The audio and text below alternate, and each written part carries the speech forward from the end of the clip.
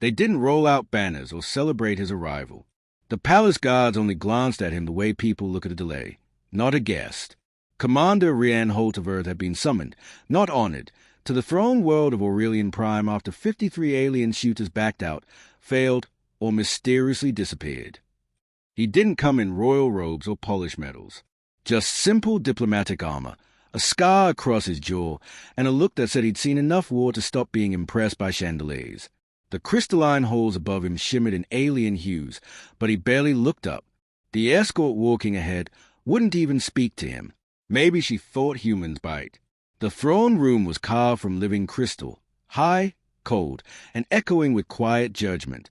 Courtiers lined the sides, whispering into jeweled sleeves. Rian caught fragments. Another one. They are desperate now. A human? How insulting.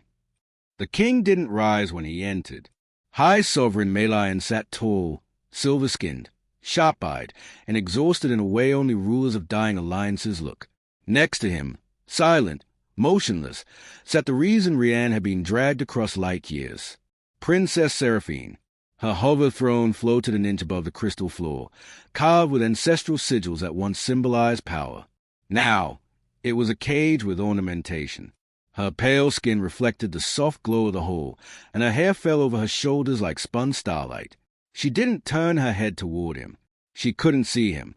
She hadn't seen anything in 7 years. Rumors said she was blind, paralyzed, and energetically incompatible with every species that tried to bond with her. Others whispered she was cursed, touched by forbidden crystal energy before the assassination attempt that nearly killed her. Rian didn't bow. He gave a short, respectful nod instead. Half the room flinched like he'd spat on the floor. "You were not my first choice," the king said flatly. Rian didn't blink. "I assumed that, Your Majesty, humans rarely make anyone's first list." That earned a dozen offended gasps. Seraphine's lips curved. Barely. It was gone as fast as it came, but he saw it. Melian continued. "If a bond isn't formed before the Convergence Council meets, our treaties collapse. War will follow. You are the last attempt before surrender." Rian didn't glance at the princess out of pity or curiosity. He just asked, tone level, "And does she get a say in this?" The whole went still. For the first time, Seraphine turned her blind violet eyes toward the sound of his voice, like she could see straight through him, not with sight, but certainty. And the whispering stopped. They didn't give him quarters near the honored guests or envoys. They placed him in a side wing, close enough to be summoned, far enough to be forgotten if things went wrong. Rian didn't complain. He'd slept in trenches and crash shuttles. A crystal chamber with air that smelled faintly of ozone was practically luxury. He'd barely set his bag down when the door slid open without warning. 2 attendants entered, one carrying a polished datapad, the other 2 busy looking offended to breathe normally. Both were Aurelians, tall and graceful in a way that made humans look like carved stone. "You will address the princess only when spoken to," the first one announced. "You will not touch her, correct her, or attempt to comfort her. Your presence is observational until clearance is granted." Rian looked up from unstrapping his gauntlet. "I didn't plan on spoon-feeding her soup, if that's a concern." The attendant blinked twice, processing whether he was being sarcastic. He was. Before they could respond, a soft chime echoed from the corner, a signal from the palace network. The attendant stiffened, checking their pads. Then, without further eye contact, they left. Message received. The princess wanted him brought to her. They didn't drag him through the grand hallways this time.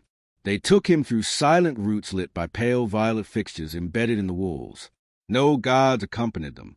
Strange choice, considering how the court treated him like a misfired weapon. Her chambers weren't what he expected. No gold, no marble, no vanity on display. The room felt like a sanctuary built around stillness and sound, with smooth crystal planes humming gently like a heartbeat. She was alone when he entered. No attendants, no guards, no witnesses. Her hover throne rested near a massive crescent-shaped window that overlooked a night sky tinted indigo. Starlight refracted across the crystal floors, scattering light around her like she wore a cloak made of galaxies. "You walk loudly," she said without turning. Her voice was clear, not fragile, not regal, just awake. Rianne stopped a few paces away. Humans weren't designed for stealth on crystal flooring. Not sure anyone was. A sound, half-breath, half-laugh, escaped her. Most shooters apologized before they spoke. You haven't apologized once. I haven't done anything wrong yet. She tilted her head, sensing him. You didn't kneel in the throne room. You didn't ask. Silence stretched, not heavy, not awkward. Curious. Then she said, quieter this time. They think you'll fail like the others. Rianne's reply came without hesitation. I didn't come here to fail. And I sure as hell didn't come here to treat you like a prophecy. For the first time since he arrived, the air in the room felt less like glass and more like possibility. The next morning, the palace woke early, not for ceremony, but for surveillance. Rianne was escorted to the observation hall, where non-trial evaluations were set to begin. No one called it a test out loud, but everyone acted like they were lining up to watch a slow execution. The hall wasn't built for comfort. It was a wide, tiered chamber of echoing stone-crystal hybrid architecture that amplified every whisper. Nobles sat perched behind railing-like galleries while courtiers logged every breath on translucent data slates. Seraphine was already there, her hover throne gliding along a polished channel embedded in the floor. Today, she wore no jewels, just a deep indigo garment that shimmered like liquid starlight when she moved. She didn't acknowledge the crowd, not out of arrogance, but because she didn't need their permission to exist. The king didn't preside over this one. Instead, High Chancellor Lorith, a man who blinked like every word cost him oxygen, took the central dais. This is not a trial, Lorith announced, merely a preliminary compatibility demonstration. The human will follow instructions when prompted. Rianne didn't bother correcting him. He scanned the space instead. No open exits near the floor. Crystal pillars that could hide weapon emitters. 2 guards with hand resting on staff posture, meaning the staves were likely mod stun rifles. Seraphine sensed the tension. You're memoizing the room, she said under her breath. Force of habit, Rianne replied. Force of survival, she corrected. Lorith raised a hand. Phase 1, resonance assessment. An attendant rolled out a circular platform, etched with channel lines that glowed faintly. Another brought a smaller crystalline framework meant to sync with organic neural signals. Stand on the conductor plate, someone ordered. Rianne stepped onto it, ignoring the murmurs. A subtle vibration climbed through his boots, into muscle and bone. He felt the tech trying to read him, like a scanner with an opinion. Chancellor Lorith turned toward Seraphine. Initiate tether. Her fingers gently touched a crystal node attached to her throne. Soft light crawled along the floor, slithering toward the platform where Rianne stood. Most past shooters panicked at this point. He didn't move. The light touched his boots, paused, then recoiled as if it had bumped into a wall. A gasp rippled across the hall. Lorith frowned. That is not standard. Seraphine's blind eyes lifted slightly. Her voice landed with more force than volume. You can't read him. A noble woman hissed. Impossible. Human neural signatures are primitive. The system should bypass his limitations.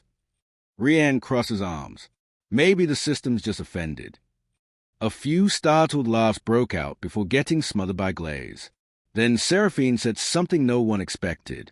It's not rejecting him. It's hesitating. That single word, hesitating, shifted the room's balance. Not failure, not denial, uncertainty. And uncertainty, in a court built on predictions and arrogance, was the most dangerous result of all. They didn't dismiss him after the failed-not-failed resonance test. They just stopped pretending he was temporary. Instead of being sent back to his quarters, Rianne was escorted, this time without a word, to one of the inner garden terraces reserved for royal bloodlines and official partners. Funny how quickly status could change when a crystal couldn't figure you out. The garden shimmered with bioluminescent vines and slow-breathing flora that gave off soft pulses of teal light. It wasn't peaceful. It was surveilled. He could feel eyes on him even when he couldn't see them. He wasn't alone long. Seraphine's throne glided into the greenery, quiet as a thought. No attendants trailed behind her, which meant she'd either dismiss them or they were too afraid to follow. You didn't panic, she said simply. Was I supposed to? Rianne asked, leaning on a curved stone rail. Everyone else did, she answered. Most tried to fake calmness. You didn't bother pretending. Maybe I'm just too tired to fake anything. He smirked slightly. Or maybe your palace has better ambience than the battlefield. She turned her head toward him, not directly at his face, but close enough to feel intentional. Do humans always joke when facing the unknown? Only the ones who survive it. A faint hum from her throne broke the quiet. It was responding to her emotions, something he hadn't noticed before. You're not afraid of me, she said. No reason to be. You don't know that. Neither do you. That made her pause. Before she could reply, a slow clap came from behind one of the carved archways. A figure stepped forward, draped in deep crimson robes dusted with metallic scales.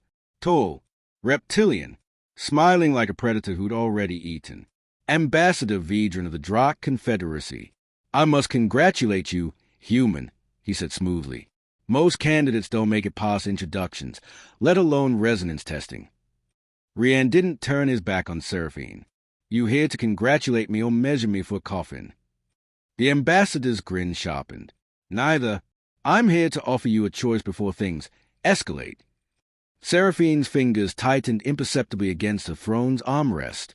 You have no authority to address him without council sanction. Oh, princess, Vedran said, eyes glinting. You don't need your sight to know I outrank half the room you're trapped in. Rian shifted, his voice steady. Say your piece. Vedran folded his hands. Withdraw quietly from this bonding arrangement, and we'll ensure your planet is not dragged into fallout. Stay, and you won't just doom yourself. He let the silence drag a beat too long. You'll doom her. That was the first moment Rian realized this wasn't court gossip or political desperation. Someone out there wasn't afraid of the princess failing. They were afraid of what would happen if he didn't. Rian didn't react to the threat the way Vedran expected. He didn't lunge, didn't posture, didn't swear an oath of vengeance. He just looked at the Drakh ambassador with the expression of a man who'd already buried too many warnings. You're assuming I scare easily, he said. Vedran's slit-pupiled gaze flicked lazily toward Seraphine. I'm assuming you're smart enough to recognize a doomed equation. Funny, Rian replied, because all I see is someone worried I'm the variable you didn't calculate. That landed. The ambassador's smile thinned. Before Vedran could issue another elegant threat, a soft chime sounded from Seraphine's throne. A layered tone, almost like a heartbeat syncing with another. Not hers. Rian heard the shift before anyone spoke. The throne's crystalline veins brightened where her hands rested. The energy pulsed once, then matched his breathing pattern. Vedran's eyes snapped to the throne. That's impossible, he muttered in his own language. Seraphine finally spoke, voice calm but edged. The bond is forming without the council's permission. That's what scares you. It isn't a bond, Vedran hissed. It's interference. Your neural lattice shouldn't be able to read him. His species lacks the crystalline genome markers. Tell that to the throne, Rian said. A breeze pushed through the glowing vines, and somewhere above them, a glassy chime echoed, crystal responding to resonance outside its parameters. The network was listening. That terrified Vedran more than any weapon could. He recovered quickly, switching tactics. If this proceeds, your rivals will challenge the legitimacy of your house. The council won't protect you. They'll dissect you. He wasn't looking at Seraphine when he said it. He was looking at Rian. Walk away now, the ambassador said quietly, and she'll live long enough to be forgotten. Rian shrugged. Not interested. The silence after that was sharp enough to cut. Vedran stared for a moment, then inclined his head with a predator's courtesy. Then understand this. Your existence here shifts the balance. And balance, human, is often restored with blood. He left without waiting for a response. The moment he disappeared into the garden shadows, Seraphine exhaled. You shouldn't have refused him. You wanted me to accept. No, she said calmly. But refusing him means you're in this now, whether you meant to be or not. Rian nodded once. Then we plan accordingly. She turned her face toward him, reading the unspoken truth in his tone. He wasn't trying to save her. He was getting ready to stand with her when everything finally broke.